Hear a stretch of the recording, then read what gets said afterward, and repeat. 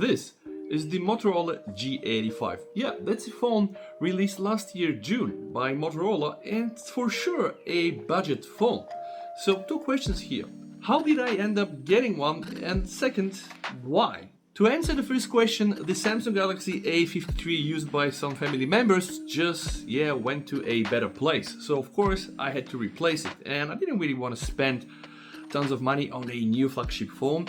So I was looking around, started to dig in for some mid-range phones, and my first obvious choice was of course Xiaomi and the Poco phone, and I even went up and saw Poco phones X5, X5 Pro, X6, X7, but then Motorola G85 happened. In this video guys, I'm going to unbox it, go over some of the full specification and tell you why the hell I decided to take this phone, and not another one. Alright, let's buckle up and let's start. This is not your typical white card box because it's made out of recycled papers. Very plain box. You get the Moto 5G, then here guys Motorola, and then you have Hello Moto here. But there are some nice and interesting things if you look around on the back of the phone.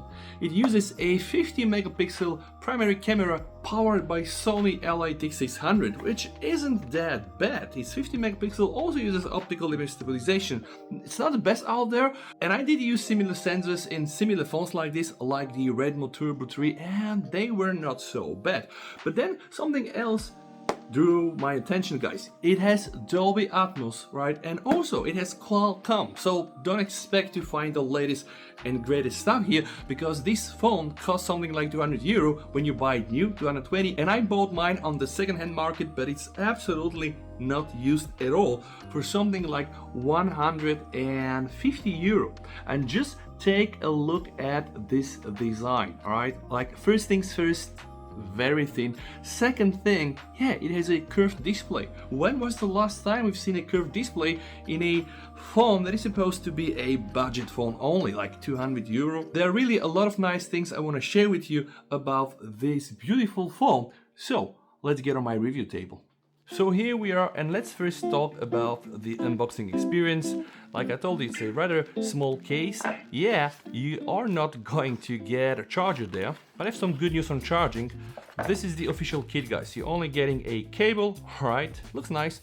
And of course also a SIM card tool ejector, but don't judge yet, because you're also getting this case, which is made out of some plastic. TPU is flexible, not like the one on the Xiaomi 15.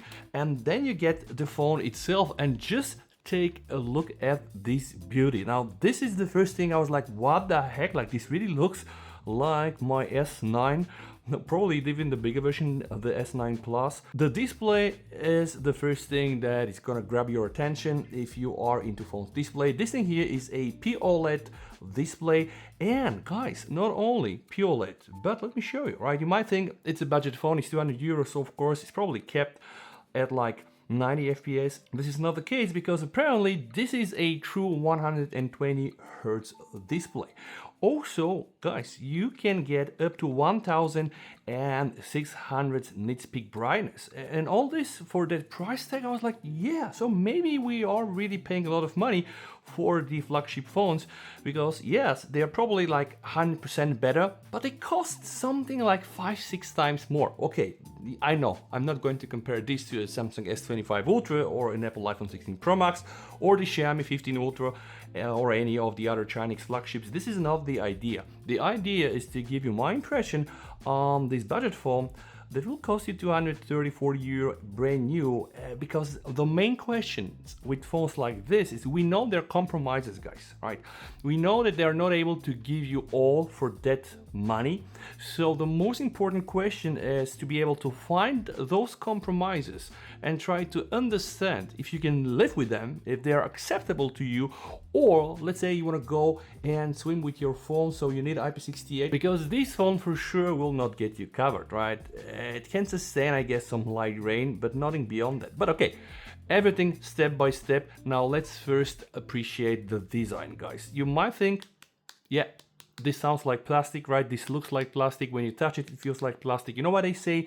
If something looks like plastic, if something sounds like plastic, and if you touch it, you think it's plastic. Yeah, I mean, guess what? It's really plastic. So Everything here, guys, is made out of plastic. There are no expensive materials used, but I cannot say that it feels cheap. Now, of course, by just holding it, I can say, yeah, it's probably not a premium phone. But you know why, guys? Not because they only use plastic, because this thing is very light. 170 grams, guys. Like, when was the last time you get a phone like this, right? And it was only 170 grams. This is one of the signs how you know, hey, this is most probably not a flagship phone. You know, it's like it's a chip, it's a budget phone. But guys, what if I tell you that this display is actually 6.67 inches? So it is not a very small display at all, right? And speaking about the display, I have some more good news for you. This is a 1080 by 2400 pixel display, guys, with an aspect ratio of 20:9 and almost 400 ppi density. Okay, it's 395. And according to Motorola, guys, it's protected by Corning Gorilla Glass 5. So you can understand, right? Going back to my previous question, well, they did not really sacrifice too much on the display, right? Remember, in a budget phone, we are always trying to see where exactly they did cut costs, because of course they need to, right? And then see if we can live with this or not. Honestly, this display here, guys, is not that bad at all. It can also go bright to almost 1600 nits, right? Let me show you guys, which is pretty readable under direct sunlight. Now, don't expect anything flagship here, but guys, this will just do the job, and it will do the job fine. So I'm just thinking, right, we checked the display, apparently we understood the compromise there. It's not that big of a compromise. So now the second question is, if the design is nice, if the display is not that bad at all, where the hell did they try to cut off some costs, and are we willing to accept this and live with this and use this as our standard daily driver or not? So let's keep going. And before we really dive deep into this, let's take a moment to appreciate the design. On the right side, we have the volume rocker, all right. This is how it feels like, and also the power button, which is kind of nice because you have all the important controls here. Down below, guys, we do have the slot for the SIM card, the USB-C port, guys, and also the speaker. Now, this is another area, right, where a lot of the brands really are trying to cut costs when they sell the cheap phones. But this phone has a big speaker here, and it does also have an earpiece here. So yes, it has stereo sound, which, yeah, check some of my other boxes. But going back to the port here, guys, this is USB-C 2, alright? So don't expect crazy speed. So this is for sure something that they had to cut costs on. But can we live with this? I do believe we can. This side is absolutely clean, right? And then here, guys, we do have another microphone, right? On the back, we have the beautiful camera. So we do have the main camera, that is the Sony LAT600. It's 50 megapixel, an aperture of 1.8, guys, which isn't that bad, right? It's not the best sensor out there, but it can be quite okay. And it has also PDAF. What is most important here, guys, optical image stabilization. And the second camera here is an 8 megapixel camera. This is the ultra wide one with an aperture of 2.2, 180 degrees. So don't expect anything mind blowing here, guys. You have also an LED flash, and that's pretty much it. So like a very basic camera setup, but all right, we are forgetting that it has a camera on the front, and this is a 32 megapixel camera with an aperture of 2.4. Now, guys, in regards to the camera, yes, they had to make some costs, they had to make some compromises, and this all relates to something that powers the phone, which is also something I would like to check, like what the heck do we have inside? And we do have a Qualcomm Snapdragon, pay attention, guys, 6S Gen 3. All right, so this is built on a 6 nanometer process, right, as you can see here, all right, and it has a setup of 2 big cores, 2.3 gigahertz, and 6 small cores, 202 gigahertz, guys. Cortex A78, A55. The GPU is the Adreno 690. Now, this is a relatively new chip, guys, and it's not so powerful as the 7s, the 8s, and etc. But it does have some nice tricks up the sleeve, and it does also support AI that can be, I guess, used. But of course, it has its limitation. So if we go to the system, right, you can see all the various information, all the sensors. Now back to the screen, I told you it's almost 400 ppi, the resolution is like this. What about the memory? My version has 8 gigs. There are some versions out there with 12 gigs, and the internal storage is 256, but it's only UFS 2.2, so it's not the fastest out there. Remember, we have UFS 4.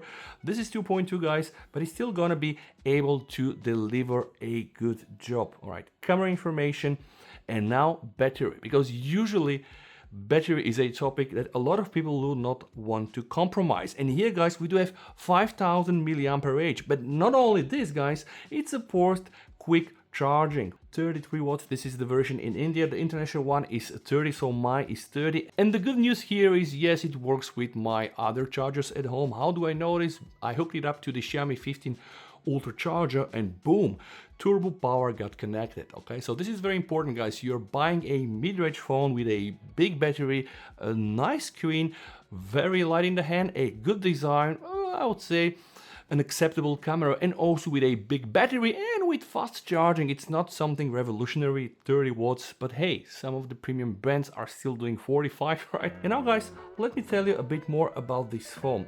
One of the first things that I realized when I bought the phone is like, what the heck is going on? Because it directly, immediately told me, hey, listen, I do have an Android 15 update for you. Do you want to download it? I was like, what?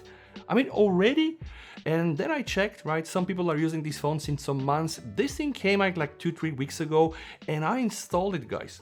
Smoother graphics, faster up performance, screen recording alert. You get some of the nice Android 15 features, nothing groundbreaking, guys. Hey, this phone has Android 15, and we're still hoping to get One UI 7 for a certain brand name. Samsung? Yeah, yeah, it's Samsung. Anyway, guys, this thing here was when I speed tested my 5G connection, because the phone has a 5G model. I think the modem is the Qualcomm X1, almost 640 Mbps in a hold at home, which is, I think, absolutely acceptable, guys. Now let me tell you something about the speakers, because yeah, they are stereo. So I'm gonna put some music on, and I want to show you something. Like, first things first, pay attention to the software, guys. This looks so much like what we can expect from a Pixel. It is so clean. I absolutely love it. You know, we have the big media player here with, you know, like the sperm-like progress bar here.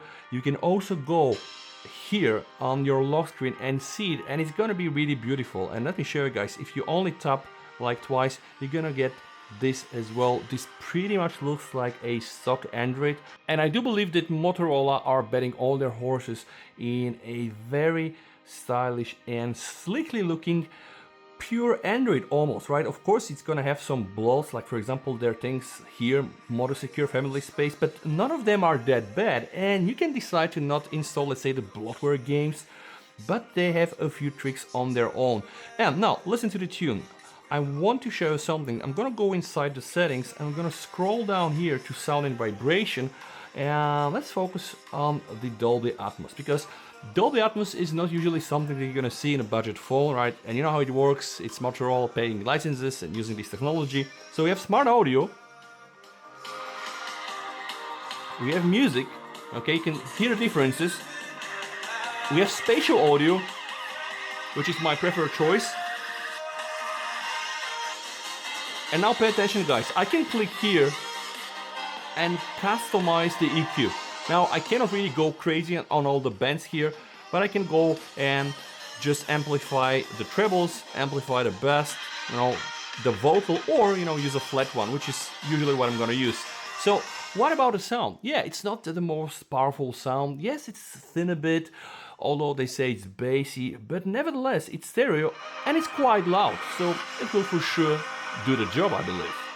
Now, very often in those budget phones, we're used to see the fingerprint ring scanner to be inside a button on the side. But guys, this thing here has a nice optical fingerprint scanner, which is also my preferred one. Okay, no, I know the ultrasonic is the best, but then second to the ultrasonic, I do prefer an optical one, and then of course something that you can touch. I know it's very comfortable to have it on the side. But hey, it was a budget decision, it was a design decision and a functionality decision that was made by Motorola, and they said no, we don't want to put the fingerprint reader here, we instead are gonna put it here, and it kind of works, and you can see it's actually not that slow, right? Let me show you one more time.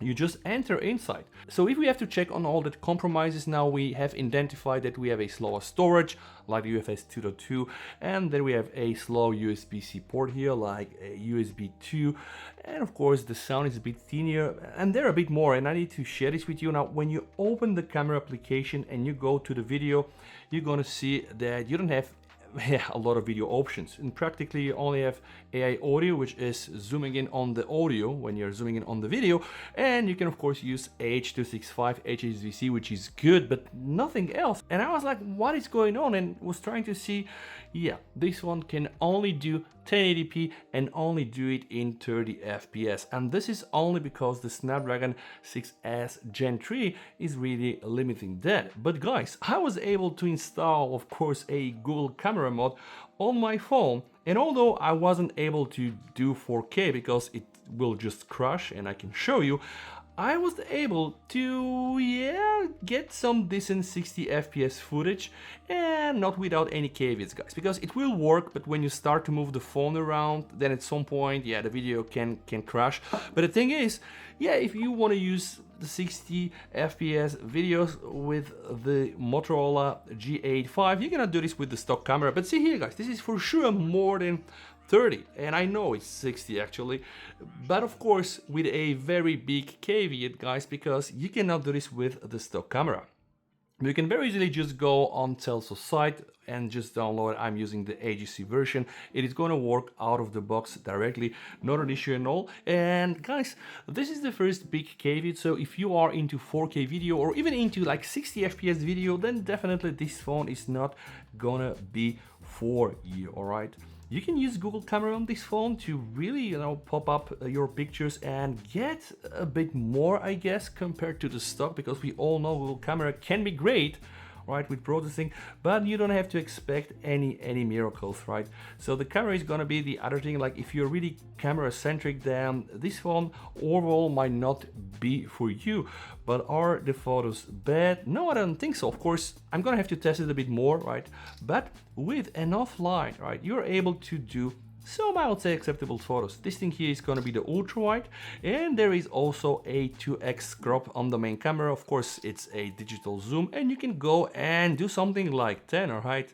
So don't expect any miracles here, guys. This is still gonna be mediocre camera, like above average camera perhaps, but are you able to get some nice shots with this camera? I do believe you can. And of course we have the front camera. It does support also some portraits. Let me show you. All right, as I'm recording the video. Now, you can see it's laggy, you can see it's a bit slow, and it's because the CPU, the Snapdragon 6S Gen 3, isn't the fastest around, and of course the storage. But take a look at this with proper light, even the 32 megapixel front camera ain't that bad. So now we have clarified some things. We know where Motorola decided to cut costs on the IP protection, on the UFS, the storage technology, on the USB-C port, bit on the camera, but we also know that they decided to give you this very nice P-OLED curved display that will really make your phone to look not that cheap if you're into this thing. But forget about being cheap or not cheap. It's usable or not usable, and this thing here, this display is very usable. Now I did play some games, and by the way, some of the games run just fine, like the FC Mobile, and there is a mode thing you can check the FPS, but CarX Suite will give you something like 20 to 30 FPS, and you have to like use the medium setting. So this is not going to be your gamer phone, but occasional gaming, light gaming, probably some indie titles will work nice. And without further ado, guys, I'm going to start CarX now with you, and I'm not going to cut anything. It's gonna be really like one shot this segment here, so that you can evaluate how quick or like how slow we are able to power on the game. This was the thing I was referring to. Alright, so from here we can choose different performance profile. We have the turbo, the balance, the battery saving, and by the way, it has a native FPS counter that is here. It shows you the RAM allocation, the CPU temperature. It ain't that bad. Now guys, one thing I need to be very clear on, if you're used to play CarX or like any big game on a flagship phone, this thing is not gonna be for you. I'm not gonna lie, you are not going to like the performance. But if you are again into some occasional gaming, alright, I'm gonna show you. And this is why I did not want to cut this segment here, so that you can see really how long it takes to load. Now, I'm inside the graphics, so I had to really like tone down a lot of the graphic settings, and I think I'm going to also display here the FPS. Alright, so like I told you guys, 28, 30 on the average, sometimes even lower, and we can see the in-game resolution is not the greatest one. But the thing is, guys, are we able to play CarX? Yeah, we can, alright. Is this gonna be a good experience? Well, yeah, not really. But it really depends on what is acceptable for you. Now, honestly, I'm used to play this game with like 50, 55 FPS, so this really looks choppy to me. But if I have to disconnect from the regular experience from a flagship phone, I would say that this experience ain't that bad for a budget phone. It's probably just 2 or 3 times worse. And remember, it's like 5 or 6 times the price you pay. But I forgot to show you the most important thing, which I believe makes this phone to shine. Let me show you. Alright, so now I'm here. I'm gonna open my browser. Right? You can see it's a big 6.7 inches display. I cannot go there. I can just boom, you know, like use this one-handed mode. And this is so iOS-like, and I really love it. Like, this is probably the best one-handed implementation. So forget about this. I'm gonna leave this open. I'm gonna start my Spotify. So what about like me listening music and browsing? So I can do something like this, all right? And now, guys, I'm gonna get the option to use both applications in a split screen. And of course, you can make this one bigger or that one bigger, or just expand if you need. So what I'm saying is, Motorola really have a lot of tricks for you. So many things that you can do, like quick launch and the sidebar, by the way. Let me show you. I have something, we know this one very well from Samsung, right? We have quick capture, we have the 3-finger screenshot, we have the lift to unlock. There are really a lot of things that you can do. So overall, guys, I'm thinking we have three very big strengths and 3 things that can motivate one person to buy this phone. For me, the first thing is the design. Like, the design is really gorgeous. We have different colors, I do believe also green and blue. Like, this is probably the most boring one. The design is absolutely good. It's so light in the hand. And of course, when I say design, I also take into account here the display. The display is just good. The display is probably the best thing about this phone. So the second thing is the Motorola software, which is almost like stock Android. Like, look at the settings. They're so clean. 120 Hz, by the way, right? And the third thing that I really like is the combination of Sony LIT for the camera on the back and Qualcomm Snapdragon inside, right? Because this means it's Snapdragon, you can use Google camera, you can potentially do more things like I showed you. I was even able to push to almost like 60 FPS on the video. And yeah, those are the good things. The bad things is slower storage, no 4K support, no official 60 FPS support, and the sound is a bit too thin. But overall, guys, is this a phone you'd like to consider, or you need to consider if you have something like 200 USD or 250 USD? Oh yeah, absolutely. I think Motorola really killing it. 5000 mAh and also quick charging with 30 watts. Yeah, you cannot really go wrong here. You're gonna get a lot of value for your money. But wait, are there any better propositions? For example, like from Xiaomi, from Pocophone? Sure, right? But if you want to get really this stock experience, Android 15 support already, they by the way promise 2 years of updates and I think 4 years of security updates, then this phone is a great contender. And I really hope that you have enjoyed this video, guys. What I see is really something that I really like, and I hope that you like that too. Thank you so much for watching. Stay safe, VST over, and bye.